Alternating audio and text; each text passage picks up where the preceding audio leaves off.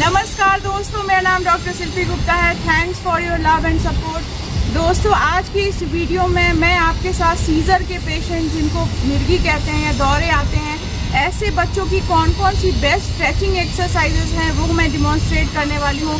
मैं आपको बताऊंगी इस वीडियो में डिटेल में कि कितने तरह के स्ट्रेचिंग एक्सरसाइजेस होते हैं और आपको बच्चों को कैसे स्ट्रेचिंग करानी है, कौन कौन सी एक्सरसाइज टेक्निक आपको फॉलो करना है। दोस्तों, अगर मेरी वीडियोस आपको अच्छी लगती हैं तो प्लीज़ उसको लाइक, कमेंट, शेयर और सब्सक्राइब कीजिए। साथ ही नोटिफिकेशन बेल आइकन को क्लिक कीजिए ताकि आने वाली सारी वीडियोस की नोटिफिकेशन आपको टाइमली मिल सके। सीजर के पेशेंट्स में, जैसे कि मैंने अपने प्रीवियस वीडियो में भी बताया है कि जब आप एक्सरसाइज स्टार्ट करते हो तो सबसे पहला चीज़ जो हमें रेंज ऑफ मोशन एक्सरसाइजेस कराने हैं। Range of motion exercises means कि जॉइंट को रेंज में लाने वाली एक्सरसाइजेस करानी है।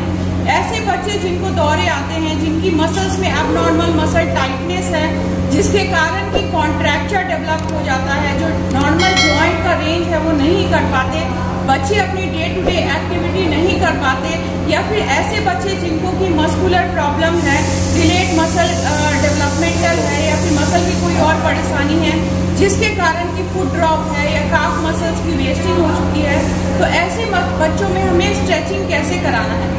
सबसे पहला चीज़ कि स्ट्रेचिंग जो है, जो बहुत ही इम्पॉर्टेंट और इफेक्टिव टेक्निक है फिजियोथेरेपी पॉइंट ऑफ व्यू से, एक्सरसाइज पॉइंट ऑफ व्यू से, जो कि मसल्स के वार्म अप के लिए बहुत ही ज़्यादा इम्पॉर्टेंट है। स्ट्रेचिंग क्या करता है कि आपके मसल फाइबर्स को स्ट्रेच करता है और हेल्प करता है मसल्स को अपनी जॉइंट को रेंज को कंप्लीट करने के लिए। तो स्ट्रेचिंग मोस्टली 2 टाइप्स के होते हैं।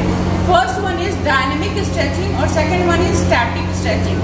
डायनेमिक स्ट्रेचिंग जो होता है वो कि आपको मसल, जैसे ही आप एक्सरसाइज शुरुआत करते हैं, स्ट्रेचिंग स्टार्ट करते हैं, तो वो वार्म अप की तरफ काम करता है। तो सबसे पहला चीज़ कि हमें स्टैटिक स्ट्रेचिंग में हमें कूल डाउन एक्सरसाइजेस कराने हैं और डायनेमिक स्ट्रेचिंग में वार्म अप एक्सरसाइजेस कराने हैं। जब भी आप कोई खेल की शुरुआत करते हैं, जैसा कि आप देख पा रहे होंगे कि क्रिकेटर्स हैं, तो ग्राउंड में गेम स्टार्ट करने से पहले या फिर वो अपनी day to day activity exercise करने से पहले वो सबसे पहला चीज़ जो करते हैं वो स्ट्रेचिंग करते हैं, अपनी मसल्स को रिलैक्स करते हैं, स्ट्रेच करते हैं, ताकि जो अपनी वो जो एक्टिविटी करते हैं, चाहे वो बॉल को थ्रो करना हुआ या फिर टेनिस प्लेयर स्ट्राइक करना हुआ, वो सारी एक्टिविटी को ईजिली और स्मूदन कर पाते हैं। तो सबसे पहला जो हमें स्ट्रेचिंग कराना है वो है कि डायनेमिक स्ट्रेचिंग कराना है। नेक्स्ट वन इज आपको स्टैटिक स्ट्रेचिंग करानी है। तो डायनेमिक स्ट्रेचिंग बहुत ही ज़्यादा इम्पॉर्टेंट है फॉर पेशेंट पर्पस,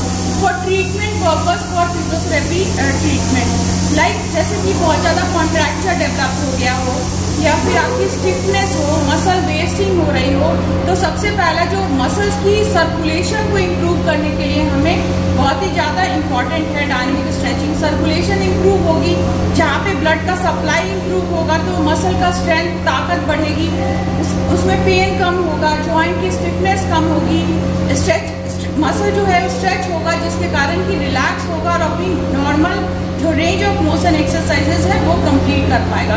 तो डायनेमिक स्ट्रेचिंग करने से पहले सबसे पहला चीज़, जैसे कि इस बच्चे को आप देख पा रहे हैं, इसको कि रिकरेंट सीजर अटैक आता है, तो ऐसे इसके साथ ये परेशानी है कि ये जो बच्चा है वो 10 साल का है, वो अपनी डे टू डे एक्टिविटी कर पाता है, बट जब सीजर अटैक आते हैं, जब इसे दौरे पड़ते हैं, उसके बाद ये एबनॉर्मल मसल टाइट कर लेता है, हाथों को बांध लेता है या फिर इरिटेटेड बिहेवियर करने लगता है। तो इनके पेरेंट्स को जो मैंने एक्सरसाइजेस ट्रेन की और इसको काफ़ी इफेक्ट देखने के लिए मिल रहा है, तो मैं आपको बताती हूँ कि ऐसे बच्चों को हमें डायनेमिक स्ट्रेचिंग जो फर्स्ट वार्म अप एक्सरसाइजेस है वो हमें किस तरह से कराना है।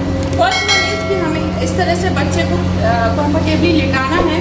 आप हमेशा ध्यान दें कि ऐसा बच्चा जो है वो बहुत ही ज़्यादा आपके साथ कोऑपरेटिव नहीं होता है, तो हमें उसको पहले इंटरटेन करना है, उसके साथ अपनी इंटरेक्शन को एज अ थेरेपिस्ट बढ़ाना है, देन हमें एक्सरसाइजेस को स्टार्ट करना है। तो बेटा, जैसे हम लोग एक्सरसाइज करेंगे वैसे आपको करना है, ठीक है। तो सबसे पहला बच्चा कंफर्टेबल पोजीशन में होना चाहिए, देन अपने घुटने को इस तरह से मोड़ना है, दोनों घुटने को मोड़ना है और फिर रोटेट करना है। अपर बॉडी को कोई रोटेशन नहीं होना चाहिए। डायनेमिक स्ट्रेचिंग में बता रही हूँ, स्पाइन का रोटेशन। तो इस तरीके से इसको रोटेट करना है, right side then left side. ये 10 टाइम्स आपको कंप्लीट करना है इस तरीके से फर्स्ट एक्सरसाइज में। एक्सरसाइज में क्या करना है, नी घुटना मोड़ो, ये भी मोड़ो।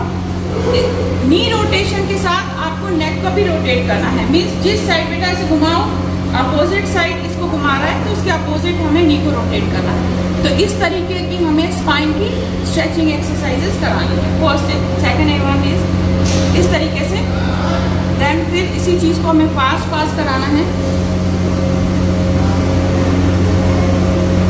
थर्ड एक्सरसाइज में हमें नी टू चेस्ट कराना है। इस तरीके से घुटने को छाती तक ले जाने की प्रैक्टिस करानी है। इसको सीधा रखो बेटा, हाँ ऐसे सीधा करना है। ये हमें 10 टाइम्स कराना है। इस तरीके से आपको घर पे भी प्रैक्टिस कराना है। इस तरीके से 1 to 10 टाइम्स कराना है। नी टू चेस्ट सेम हमें सिमिलरली दूसरे पैर का भी कराना है।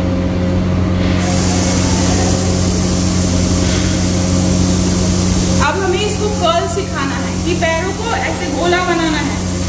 देखो इधर देखो, मेरी तरफ ऐसे घुमाओ घुमाओ। अगर बच्चा कर पा रहा है एक्टिवली तो बहुत बढ़िया है, अगर नहीं कर पा रहा तो आपको पैसिव डायनेमिक स्ट्रेचिंग करानी है। मीन्स उसको मूवमेंट के साथ आपको करवाना पड़ेगा एज अ थेरेपिस्ट। अगर पेशेंट कोऑपरेट कर रहा है देन वेल एंड गुड। आप बच्चे को ट्रेन करिए कि वो खुद से करे। घुमाओ पैर, घुमाओ घुमाओ, ऐसे गोला बनाओ। इस तरीके से उसे ट्रेन करना है कराने के लिए। नेक्स्ट वन इज कि अब आपकी काफ की स्ट्रेचिंग करानी है। बारी बारी से पैर को उठाना है, पंजे को अपनी तरफ खींचो खींचो खींचो, खींच के रखो, छोड़ दो, फिर से खींचो, अपनी तरफ खींचो, पंजे को खींचो, नेक्स्ट छोड़ दो, फिर से खींचना है। अगर पेशेंट कर पा रहा है देन ठीक है, अदरवाइज आपको इसको स्ट्रेच करना है। काफ की स्ट्रेचिंग करानी है। पंजे को इस तरह से स्ट्रेच करना है, फिर से रिलैक्स करना है, फिर से सीधा करो, स्ट्रेच करो।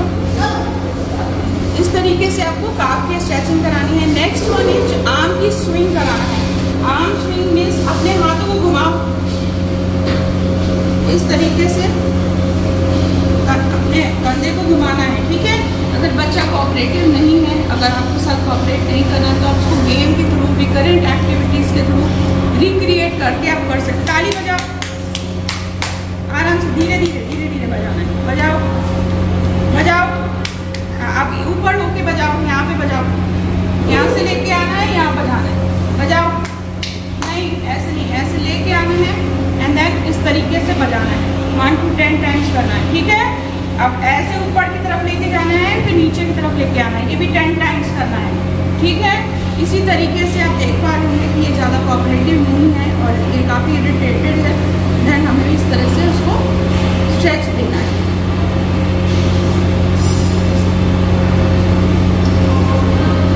वेरियस आप लंचेस करा सकते हो, वॉकिंग के लिए करा सकते हैं। देन बैठो बैठो, फिर लेट जाओ लेट जाओ, सो जा लेट जाओ, फिर उठ के बैठो।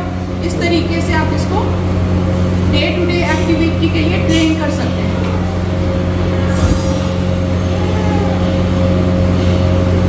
आप खड़े हो जाओ, इस पे खड़े हो जाओ, इस पे खड़े होकर स्क्वेटिंग करानी है बच्चे को सपोर्टेडली। हाँ, खड़े हो जाओ, बैठ जाओ, फिर से खड़े हो, स्क्वेट कराना है, प्रैक्टिस करानी है ताकि इसकी क्वाड्स और हैम्स की मसल स्ट्रॉन्ग हो। बहुत बढ़िया, खड़े हो जाओ, बैठ जाओ, फिर से इसी तरीके से इसके वेरियस स्ट्रेचिंग एक्सरसाइजेस के लिए हमें पुशअप करना है। बेटा गर्दन सीधा करो, यहाँ देखो दिख रहा है, यहाँ पे ताली बजाओ। इस तरीके से बहुत सारी रिक्रिएशनल एक्टिविटीज करके आप ऐसे बच्चों को ट्रेन कर सकते हैं। लाइक आप इनको कलर पेपर पे ड्रॉ करने के लिए कुछ दे सकते हो, या फिर बहुत सारे कलरफुल टॉयज दे सकते हो, उसको पिक करने के लिए आप कर सकते हो। तो डिपेंड करता है। उंगली निकालो, उंगली निकालो। हाँ, 1 दिखाओ, 1 2 2 3 3 4।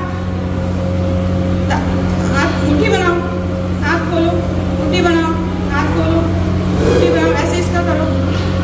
तो इस तरीके की आप बहुत सारी रिक्रिएशनल एक्टिविटीज करा सकते हैं। नेक्स्ट के वीडियो में मैं आपको बताऊंगी कि ऐसे बच्चों की स्टैटिक स्ट्रेचिंग हम लोग किस तरह से कराते हैं। Thank you.